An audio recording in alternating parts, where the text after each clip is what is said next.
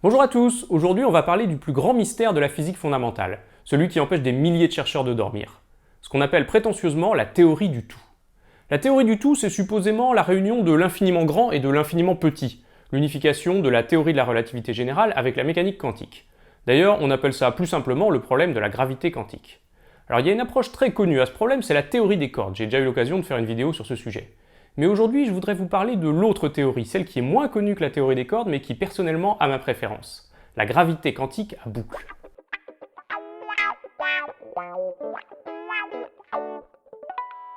Le problème de la gravité quantique, c'est celui de l'unification de deux théories qui, dans la première moitié du XXe siècle, ont complètement bouleversé notre vision du monde. La première de ces théories, c'est la relativité générale, le chef-d'œuvre d'Albert Einstein. Et c'est une théorie de la force de gravité. Avant Einstein, on avait déjà une théorie de la force de gravité, celle de Newton, qui était là depuis presque 250 ans. Et c'est celle qu'on apprend à l'école, deux corps massifs s'attirent parce qu'il existe une force entre les deux. Et Newton nous donne même la formule qui permet de calculer cette force. La théorie de Newton, elle est fabuleuse, elle marche fantastiquement bien depuis plus de 3 siècles maintenant. C'est celle qui permet de comprendre à la fois la chute des corps, mais aussi le mouvement des planètes. Je sais pas si vous réalisez le tour de force que ça représente pour l'époque.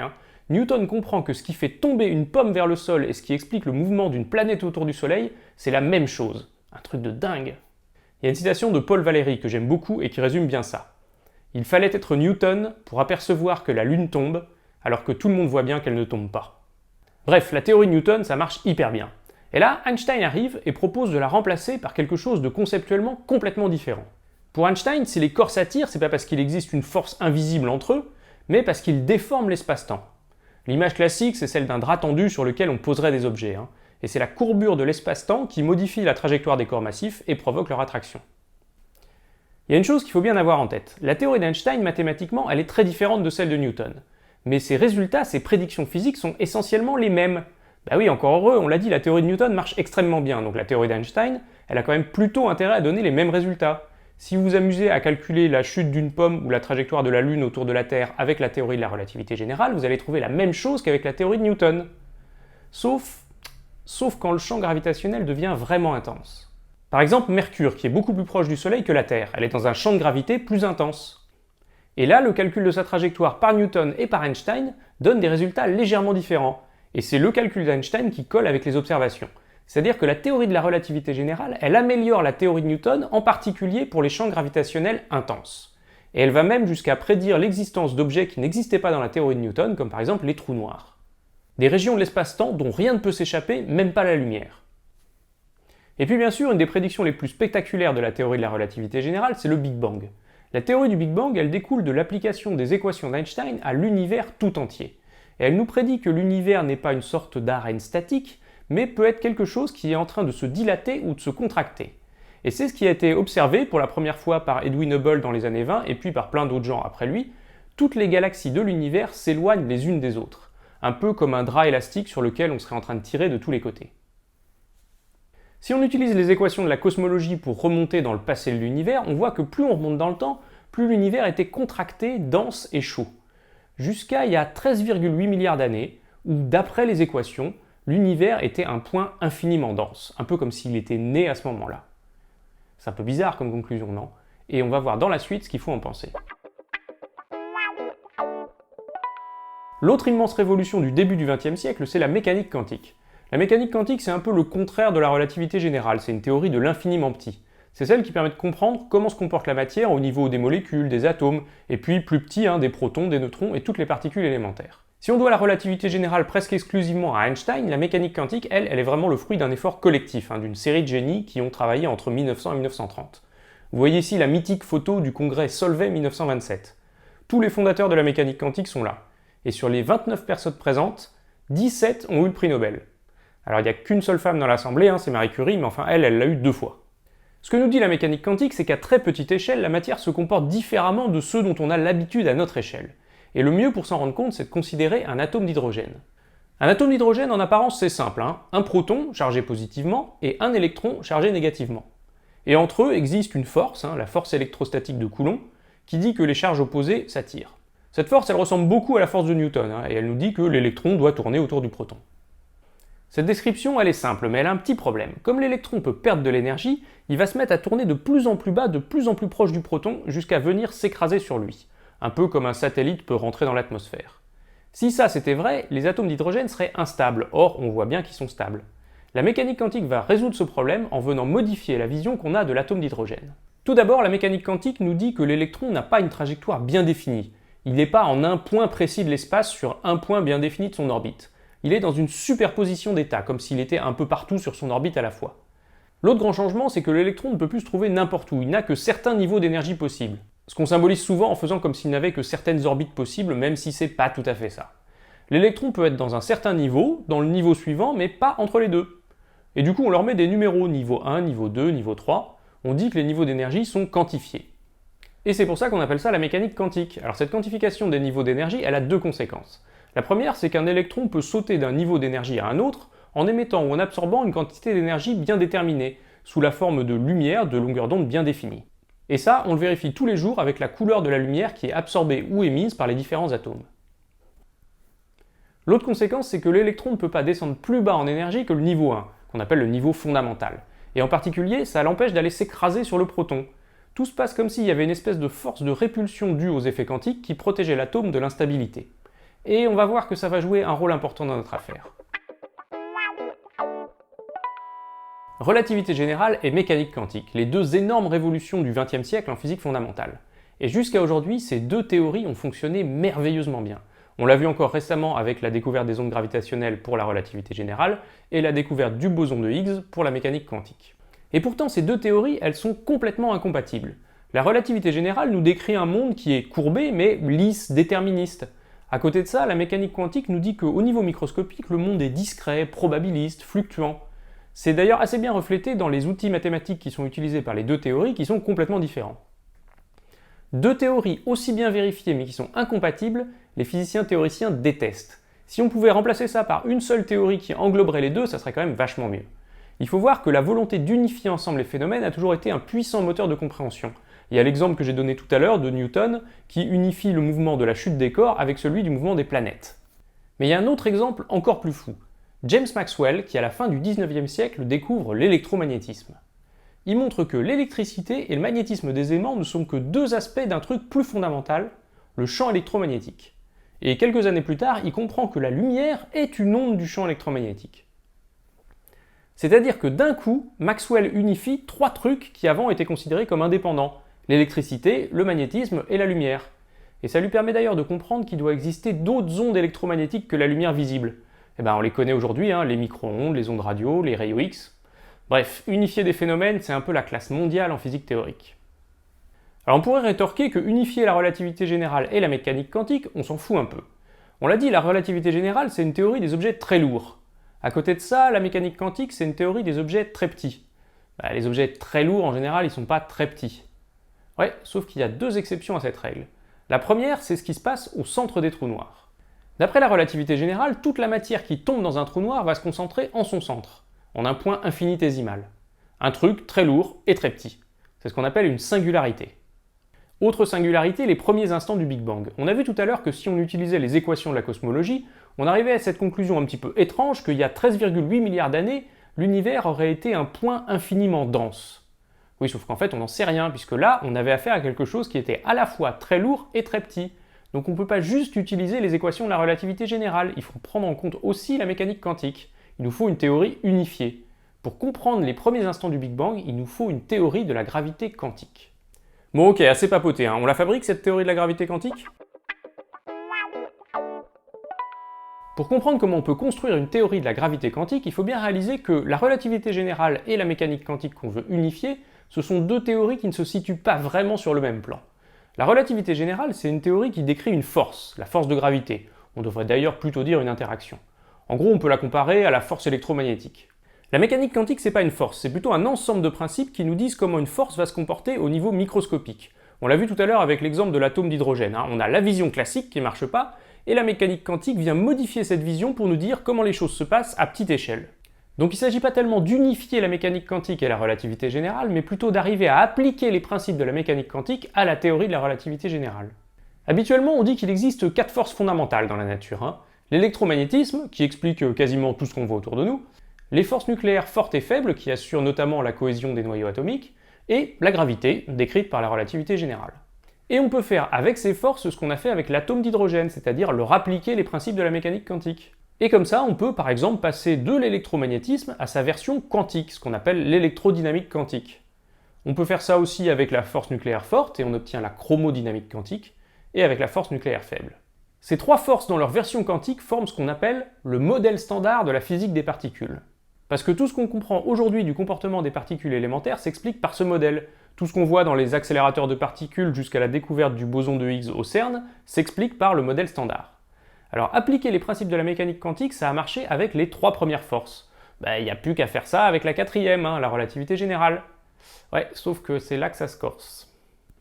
Je vous ai pas dit comment on fait pour passer d'une théorie à sa version quantique. Cette opération s'appelle la quantification. Et il existe une sorte de procédure pour la faire.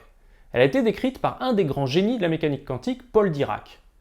Dirac a proposé une sorte de recette de cuisine qui permet de prendre une théorie classique et de fabriquer la théorie quantique correspondante. Il y a deux problèmes avec cette recette. Le premier, c'est qu'elle nous demande de construire des objets mathématiques qui sont beaucoup plus compliqués que ce qu'on avait au départ, et donc l'arsenal mathématique à utiliser peut devenir vite assez effrayant. L'autre problème, c'est que la recette de Dirac, elle est vague. Elle nous dit ce dont on a besoin, mais elle nous dit pas comment faire pour le trouver. Si on applique cette recette à l'atome d'hydrogène, on trouve la théorie quantique de l'atome d'hydrogène, mais si on essaye de l'appliquer à l'électromagnétisme, ça coince déjà. Dans le cas de l'électromagnétisme, cette difficulté a été contournée en se limitant à des situations où les champs ne sont pas trop intenses, ou bien une autre manière de le dire, où il n'y a pas trop de particules qui interagissent. C'est ce qu'on appelle l'approche perturbative. C'est un peu comme si vous vouliez comprendre les mouvements de la mer et que vous décidiez prudemment de vous limiter à l'étude des vagues, mais en ignorant les phénomènes plus globaux comme les courants ou les tempêtes. L'approche perturbative, elle est par exemple suffisante pour comprendre ce qui se passe dans les accélérateurs de particules. Et cette approche, on la doit notamment à un autre grand génie de la physique quantique, Richard Feynman. Feynman a notamment introduit un outil qui maintenant porte son nom, les diagrammes de Feynman. Il s'agit de petits dessins qui représentent les interactions entre les particules, et si vous ouvrez un livre de physique des particules, vous en verrez à quasiment toutes les pages. Alors pourquoi je vous raconte tout ça? Eh bien parce que la raison fondatrice qui fait que construire une théorie de la gravité quantique c'est compliqué, c'est que l'approche perturbative ne marche pas avec la relativité générale. Si vous essayez quand même d'appliquer l'approche perturbative à la relativité générale, vous allez toujours trouver l'infini, c'est-à-dire que vous allez construire une théorie qui, quelle que soit la question que vous lui posez, va vous répondre l'infini. Pas très pratique. Ce résultat, c'est vraiment l'acte de naissance des différentes approches au problème de la gravité quantique, parce qu'on avait une méthode, la méthode perturbative, qui a très bien marché pour les trois premières forces, l'électromagnétisme, force nucléaire faible, force nucléaire forte, mais qui ne marche pas avec la relativité générale, donc il faut trouver autre chose. Et à partir de là, le monde se divise en deux catégories. Ceux qui décident de s'accrocher à l'approche perturbative et ceux qui décident de l'abandonner. Alors je ne vais pas vous reparler aujourd'hui de la théorie des cordes, j'ai déjà fait un épisode dessus. Mais ce qu'il faut savoir, c'est qu'en théorie des cordes, on essaye de préserver l'approche perturbative. Et pour ça, on change un peu les postulats de départ, et ça se fait au prix de l'introduction de quelques petits trucs exotiques, comme des minuscules cordes, des dimensions supplémentaires, et puis un certain nombre de particules nouvelles, les particules supersymétriques. Une bonne partie de ceux qui ont voulu essayer autre chose que la théorie des cordes ont décidé de laisser tomber l'approche perturbative et de revenir à la recette initiale de Dirac. Et c'est une des origines de la gravité quantique à boucle. Mais avant de vous parler de ça, il faut que je vous explique pourquoi les chercheurs de ce domaine ont de bonnes raisons de penser que la méthode perturbative ne pouvait de toute façon pas fonctionner. Toute la philosophie de la relativité générale, c'est que l'espace-temps n'existe plus en tant qu'arène fixe dans laquelle se dérouleraient les choses, mais l'espace-temps est un objet lui-même changeant, dynamique. Il y a une jolie phrase qui résume ça. En relativité générale, la scène disparaît et devient un des acteurs. Quand vous voulez faire une approche perturbative, vous êtes obligé de réintroduire une sorte de scène figée sur laquelle se produisent les perturbations. Et pour les puristes de la relativité générale, ça trahit un de ses principes fondamentaux. Et donc c'est pas étonnant que ça fonctionne pas bien. Ok, très bien, mais comment on fait pour appliquer le programme de quantification de Dirac à la relativité générale sans utiliser les perturbations? Eh ben, c'est dur. Et c'est tellement dur que personne n'a jamais réussi. Jusqu'en 1986. En 1986, un physicien indien, Abhay Ashtekar, propose quelque chose de nouveau. Il propose de reformuler la théorie de la relativité générale, c'est-à-dire qu'il prend les équations d'Einstein et il les réécrit différemment. Mathématiquement, les variables et les équations qu'il utilise sont différentes, mais physiquement, c'est la même théorie. Elle est équivalente à la relativité générale, elle fait les mêmes prédictions. Mais sa nouvelle forme la fait ressembler un peu plus à l'électromagnétisme. Et c'est ça qui va débloquer l'application du programme de Dirac. Ça, et puis les boucles bien sûr. Alors ce qui va venir est un peu technique, mais je suis quand même obligé de vous expliquer d'où vient le terme de boucle dans la gravité quantique à boucle. On a vu que la théorie de la relativité générale, elle porte sur la courbure de l'espace-temps. Mais comment on fait pour savoir qu'on est dans un espace-temps courbé? Parce qu'on est dedans, donc c'est pas forcément facile de s'en rendre compte. Eh ben, on fait des boucles. Imaginez que vous soyez sur un plan et que vous teniez à la main une flèche, par exemple une flèche d'arc devant vous. Déplacez-vous tout droit pendant un moment, puis arrêtez-vous et prenez un virage à 90 degrés sans changer la position de la flèche. Continuez à marcher tout droit, puis recommencez à faire un virage à 90 degrés sans bouger la flèche, et ainsi de suite jusqu'à votre position initiale. À la fin, la flèche est dans la même position qu'au départ. Maintenant, on va jouer au même jeu sur une sphère qui est un espace courbe. Déplacez-vous tout droit, puis tournez à angle droit sans changer la direction de la flèche, avancez, tournez à nouveau sans changer la direction de la flèche, puis revenez à votre point initial. Et bien là, la flèche n'est plus dans la même direction qu'au départ. Et ça, c'est le signe qu'un espace est courbe. Quand dans un espace courbe, on fait une boucle, c'est-à-dire un tour et qu'on revient à son point de départ, les vecteurs se retrouvent dans une position différente. Alors tout ça peut vous paraître affreusement abstrait, mais ce qu'il faut retenir, c'est que faire des boucles, ça permet de sentir la courbure de l'espace-temps. Ça permet même de la mesurer en fait. Et donc en remplaçant la notion de courbure par la notion de boucle, on arrive à débloquer la situation et à appliquer le programme de Dirac à la relativité générale reformulée par H-Tecar. Alors évidemment, je ne vais pas vous décrire toute la théorie, mais par analogie avec l'atome d'hydrogène, je voudrais vous en faire sentir les résultats principaux. Le résultat le plus spectaculaire, il a été obtenu par deux chercheurs, un américain, Lee Smolin, et un italien, Carlo Rovelli.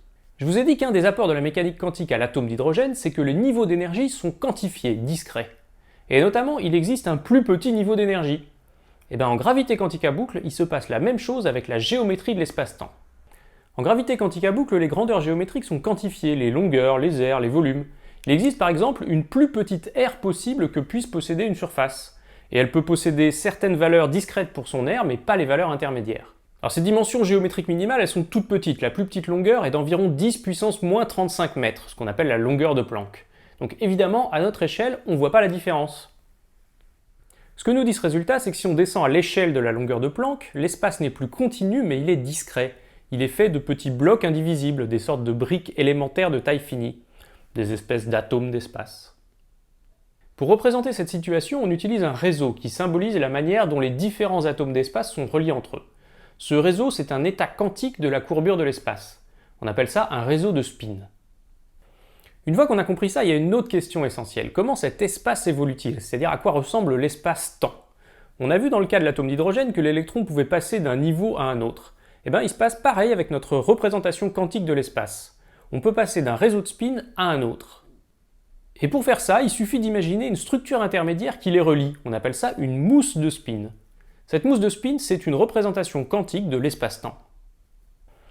Et c'est important de comprendre que tout ça, c'est pas juste du dessin. En fait, derrière ces mousses de spin, il y a des équations qu'on associe aux différents éléments de la structure et qui permettent de décrire la probabilité que l'espace passe d'un état quantique à un autre. Et je vous passe évidemment les détails, mais ce qui reste, c'est que la gravité quantique à boucle nous montre que l'espace-temps quantique n'est plus un truc lisse et continu comme en relativité générale. Il est fait de briques élémentaires de taille finie, quantifiées et qui sont fluctuantes, qui peuvent sauter d'un état à un autre. Une sorte d'espace-temps bouillonnant.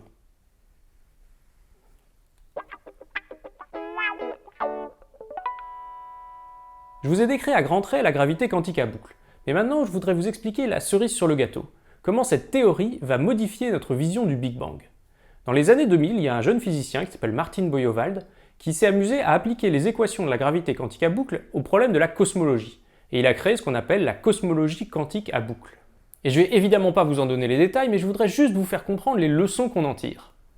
La gravité quantique à boucle nous montre que l'espace-temps est fait de minuscules morceaux de taille finie, des atomes d'espace-temps. Une des conséquences de ça, c'est qu'on ne peut pas indéfiniment accumuler de la matière au même endroit. Il y a une densité maximale qu'on peut atteindre, la densité de Planck. Cette densité, elle est monstrueuse. C'est 5 10 puissance 96 kg par mètre cube, c'est-à-dire 5 avec 96 zéros derrière. Et cette densité maximum, elle change notre perception du Big Bang. En cosmologie classique, quand on remonte vers le Big Bang, la densité est de plus en plus élevée, jusqu'à devenir soi-disant infinie. Mais en cosmologie quantique à boucle, la densité ne peut pas dépasser la densité de Planck. Donc quand on remonte dans le temps, au bout d'un moment, ça coince. Et il se passe un peu la même chose qu'avec l'électron de l'atome d'hydrogène. Vous vous souvenez? L'électron ne peut pas aller s'écraser sur le proton parce qu'il ne peut pas descendre plus bas que le niveau fondamental. Et donc tout se passe comme s'il y avait une espèce de force de répulsion quantique qui l'empêchait de s'approcher trop près du proton. Et bien c'est un peu la même chose qu'on a en cosmologie quantique à boucle. Tout se passe comme s'il y avait une espèce de force de répulsion qui empêchait de dépasser la densité de Planck. Et donc ça change notre vision des débuts du Big Bang. On passe d'une vision d'un Big Bang à ce qui pourrait être plutôt un Big Bounce, un grand rebond. Les calculs en cosmologie quantique à boucle nous montrent que l'univers a pu se créer de l'effondrement d'un univers précédent, rebondir à la densité maximale et s'étendre jusqu'à donner notre univers.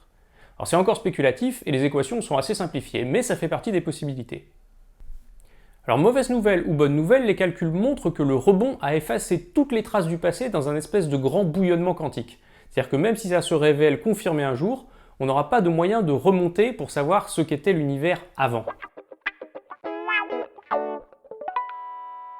Voilà, vous en savez déjà beaucoup sur la gravité quantique à boucle. Il faut quand même retenir deux choses. La première, c'est que ça n'est qu'une tentative parmi d'autres. Et la deuxième, c'est que tout est loin d'être complètement achevé dans cette théorie. Il y a encore plein de choses qu'on ne comprend pas, et un certain nombre de choses qui, sur le plan mathématique, ne sont pas mises sur des bases solides. Et puis, de toute façon, à la fin, ce sont quand même les résultats expérimentaux qui trancheront et qui permettront de dire si la théorie est correcte ou pas. D'ailleurs, oui, parlons-en des résultats expérimentaux. Sur quoi on va se baser pour vérifier cette théorie? Eh bien, les premières choses dont on peut se servir, c'est justement de la cosmologie. Vous savez peut-être que la meilleure preuve du scénario du Big Bang, c'est le rayonnement du fond diffus cosmologique, qu'on appelle parfois le rayonnement fossile. Et dans la manière dont ce rayonnement fluctue, on peut espérer trouver des traces des premiers instants du Big Bang. On est encore loin de pouvoir les discerner, mais récemment, Abhay Ashtekar et un physicien français, Aurélien Barraud, ont réalisé des calculs pour essayer de comprendre quels seraient les signes de la gravité quantique à boucle dans le rayonnement fossile. Et c'est assez intéressant du point de vue de la philosophie des sciences, parce que ça veut dire que cette théorie, on peut la tester expérimentalement, elle fait des prédictions, même si aujourd'hui on n'a pas encore la précision nécessaire. L'autre moyen d'aller tester la théorie de la gravité quantique à boucle, ça serait d'aller sonder la structure de l'espace-temps. La situation, elle est assez proche de ce qu'on a avec la matière ordinaire. Si je prends un caillou et que je le regarde avec mes yeux ou même avec un microscope, il a l'air lisse, il a l'air fait de matière continue. Mais si je lui balance des rayons très énergétiques, comme des rayons X, j'arrive à détecter sa structure discrète, son organisation en cristal, je vois ses atomes en quelque sorte. Et il pourrait se passer la même chose avec la structure discrète de l'espace-temps. Si des rayons suffisamment énergétiques la traversent, ils pourraient nous renseigner sur ces fameux atomes d'espace. Alors le problème, c'est que des rayons aussi puissants, on ne sait pas en fabriquer, mais ils peuvent se produire dans certains phénomènes astrophysiques, et donc on a peut-être une chance de capter des rayonnements très très énergétiques qui portent en eux une signature de la structure quantique de l'espace-temps. Merci d'avoir suivi cette vidéo, si elle vous a plu, n'hésitez pas à la partager, histoire qu'on ne parle pas toujours que de la théorie des cordes. Comme souvent, j'écris un petit billet qui accompagne cette vidéo et qui vous donnera quelques détails, même si forcément je ne vais pas pouvoir tout expliquer. Si vous aimez la physique fondamentale, j'ai plein d'autres vidéos sur la chaîne qui en parlent, j'ai déjà parlé de Stephen Hawking, j'ai parlé de la théorie des cordes, de la mécanique quantique, des trous noirs, de la constante cosmologique, de l'intrication quantique, etc. Une petite chose qu'il faut que je précise avant qu'on m'en accuse, c'est que je suis un petit peu partisan dans cette histoire de gravité quantique à boucle versus théorie des cordes, puisque en fait j'ai travaillé dans la gravité quantique à boucle, c'était mon sujet de thèse, et j'ai eu la chance de travailler avec une partie des personnes dont j'ai parlé dans cette vidéo. Pour ceux qui voudraient me rencontrer en vrai, je peux vous annoncer déjà que je serai le mercredi 5 octobre à l'Espace des Sciences à Rennes pour donner une conférence dans la salle Hubert Curien, donc voilà, ça peut être l'occasion de se voir là-bas. Comme toujours, vous pouvez retrouver les actus de la chaîne sur Facebook et Twitter, et vous pouvez me soutenir sur Tipeee. Merci à tous et à bientôt.